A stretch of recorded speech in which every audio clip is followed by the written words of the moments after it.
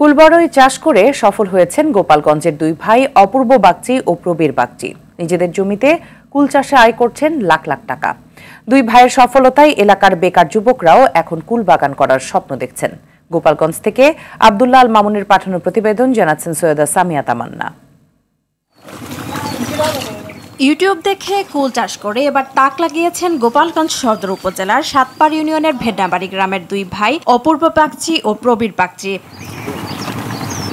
2022 সালে নিজেদের 2 বিঘা জমিতে 400 অস্ট্রেলিয়ান বল সুন্দরী জাতের চারা রোপণ করেন তারা। পরবর্তীতে মাছের ঘের পাড় লিজ নিয়ে রোপণ করেন আরও 1000 চারা। এরপর আসতে থাকে সফলতা। বাগান থেকে এখন 20 থেকে 30 কেজি কুল পাওয়া যায়। প্রথম বছর আয় হয় 6 লাখ টাকা। এবছরও ভালো ফলনের আশা তাদের। কোঠারোভাবে চাকরিটা পাই নাই, তখন আমি এইদিকে এগোই আর কি। এখানে বিভিন্ন প্রজাতির আছে, তার মধ্যে অস্ট্রেলিয়ান বল সুন্দরী, ভারত সুন্দরী। এবার মোটামুটি ফলনটা ভালো আর কি। 400 চারার মতো আমরা লাগালাম, দেখলাম যে না, ভালোই বেনিফিট হয়। পরে আমরা এই যেটা ঘের নিয়েছি, এখানে ধরেন 12 বিঘের এরিয়ার ঘের আছে। দেখা যাচ্ছে গতবারের তেও চাহিদা বেশি আছে যারা পাইকারি আছে। বল সুন্দরী ছাড়াও তাদের বাগানে কাশ্মীরি আপেল, ভারত সুন্দরী সহ 4 জাতের কুল হয়। আকারে বড় আর সুস্বাদু হয়, বাজারেও চাহিদা অনেক। কুল বাগানে কাজ করে স্বাচ্ছন্দ্যে সংসার চালাচ্ছেন 10 জন শ্রমিক। যে বেতন পাই তাতে আবার সংসার চলে যায়। আগে অন্য দিকে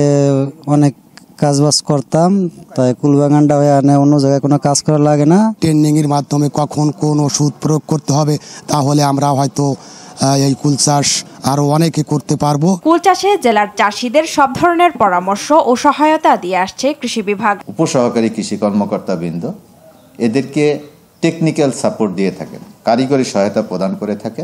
কুল বাগান করার জন্য কিংবা অন্য বাগান করার জন্য কিছু উপকরণ সহায়তা দিয়ে থাকে। কম সময় আর অল্প খরচে চাষ করা যায় দেখে দিন দিন বাড়ছে কুল চাষির সংখ্যা। সৈয়দা সামিয়া তামান্না, RTV।